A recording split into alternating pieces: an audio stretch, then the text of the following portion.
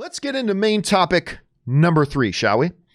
And our third main topic today gets submitted to us by Phoebe? Phoebe? I'll go with Phoebe. Phoebe? I'll go with Phoebe. Hey, John. According to the Wrap, Marvel are still hoping to release in cinemas. That's true. According to the latest Disney Plus big announcement event, they announced a lot of their films still coming to theaters. Absolutely. According to the Wrap, Marvel are still hoping to release in cinemas. However, they are currently drawing up new contracts for talent for Disney Plus release. Considering what we have heard about Warner Brothers and AMC recently, what effect could an announcement early next year that films like the upcoming Black Widow will now go straight to Disney Plus have on the future of cinema in this difficult time? All right, thanks a lot for sending that in, man. So what has been going on is this. If you guys haven't been keeping track about what's been happening, a lot of movies that were made specifically to go to theaters have either A, been pushed a lot because of the pandemic, or B, some of them have instead opted to jump onto a streaming platform. Most notably of these, Mulan was released straight to streaming. Wonder Woman 84 is about to come straight to streaming on Christmas Day, along with a Pixar film, Soul. That's coming as well. Now, Warner Brothers then kind of shook the boat a lot when they came out and announced that they were going to move all their 2021 films to HBO Max. That has turned everybody in the business against them. Studios, the Directors Guild is threatening to boycott them. Legendary Pictures, the people who paid for those movies, are threatening to take them to court. All bunch of stuff. But it did raise a really, really interesting topic and a really interesting question. What happens with the contracts of people who had signed on to these movies for these movies to be in theaters? In a specific case like Gal Gadot and the director of Wonder Woman 84, Patty Jenkins. They had bonuses built into their contracts if Wonder Woman 84 made X amount of money at the box office. So what happens if Wonder Woman 84 also drops on HBO Max at the same time? The star, Gal, and the director, Patty, are going to be ripped off of a lot of money that they would have had coming to them because it's not going to make the box office dollars it would have, and therefore they're not going to make their bonuses. Well, what Warner Brothers did with Wonder Woman 84 specifically, and this is how this all leads into the Marvel contract situation.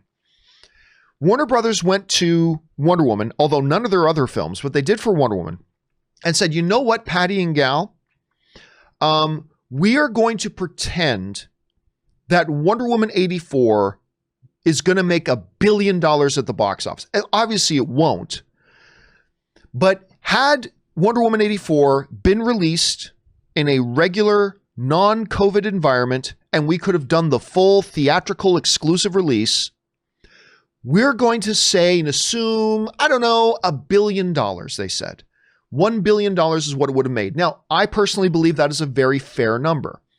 It could have made a little bit more than that. It could have made a little bit less than that. But I think assuming that Wonder Woman 84 could have been a $1 billion film is a fair assessment. So they said to Gal and Patty, we are going to treat and trigger your bonuses based on Wonder Woman 84 making $1 billion. And that meant Gal got $10 million, and that meant Patty got $10 million. So yay, they were all happy. A lot of people with the other Warner Brothers movies who weren't getting the same sweetheart deal, not so happy, but there it is. The question then comes up about Marvel and the MCU, all Disney films really, particularly when it pertains to Disney Plus. How are they going to deal with this situation moving forward? Like, okay, today was a pandemic. What if there's another pandemic?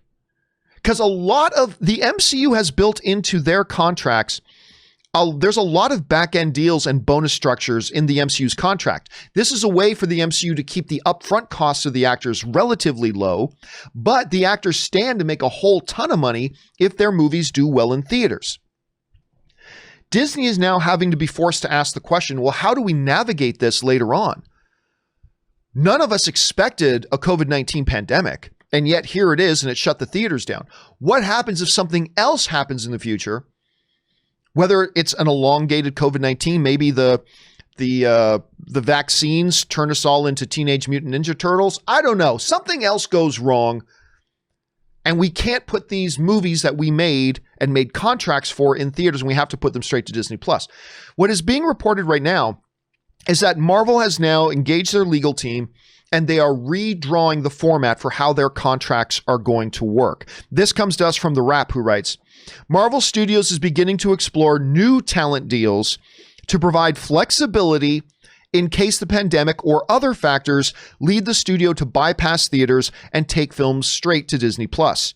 Under the new contract language, key above-the-line talent is somebody like actors, writers, directors, and producers, will receive adjusted compensation depending on whether the film opens in theaters or debuts on Disney Plus streaming service, according to an insider with knowledge of the situation. So basically what they're saying here is that they are going to preemptively make sure that they put standard now moving forward in all of their contracts, the notion that, yes, certain movies we may have made to be released theatrically. And we'd have built into these contracts certain bonuses you as producers and directors and actors will get if these movies perform a certain way.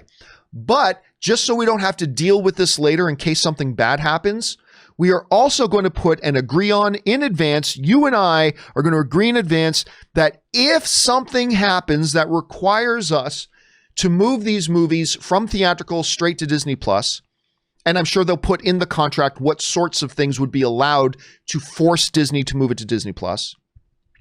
Like it can't just be, Bob Iger had a bad day today and he wants to put you on Disney Plus. No, so they'll put in the contract specific types of situations that could trigger Disney moving a movie from a theatrical release to Disney Plus. And then they'll say, if one of those things happen, this is how we will treat your salary, compensation, bonuses. We'll handle it this way. This is absolutely the right thing for Disney and Kevin Feige to do. It absolutely is. Because we are already seeing the nightmare scenario that Warner Brothers is having to deal with all their directors being unhappy, all their stars being unhappy. These were things they did not work out and finish in advance. So Disney is like, okay, let's make sure we take care of all that when we sign the initial contracts. So when we sign the contract and something bad happens, nobody gets surprised. Now, it should be pointed out, and this is important to understand, this will not affect existing contracts. So whatever contracts were written and done for Black Widow, this won't affect that. If something goes wrong with Black Widow, and they have to put it on Disney Plus instead. Because remember, right now, at the Disney event, they said Black Widow is still a theatrical release and is going to have the 90-day theatrical window, and then it'll be on home streaming for everybody else. That's their plan right now.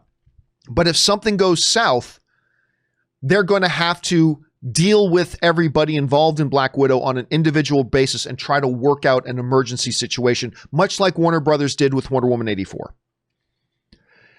And that same is probably true of Eternals. Right? It doesn't affect, this new move from them will not affect the Eternals contracts. They already signed those contracts. Those agreements have already been made. So if something goes south and Eternals has to go on to Disney Plus, Disney is just going to have to deal with them all one-on-one on an individual basis. But moving forward, you know Disney doesn't want to have to go through that headache every time something bad happens and they're forced to move a theatrical movie to Disney Plus.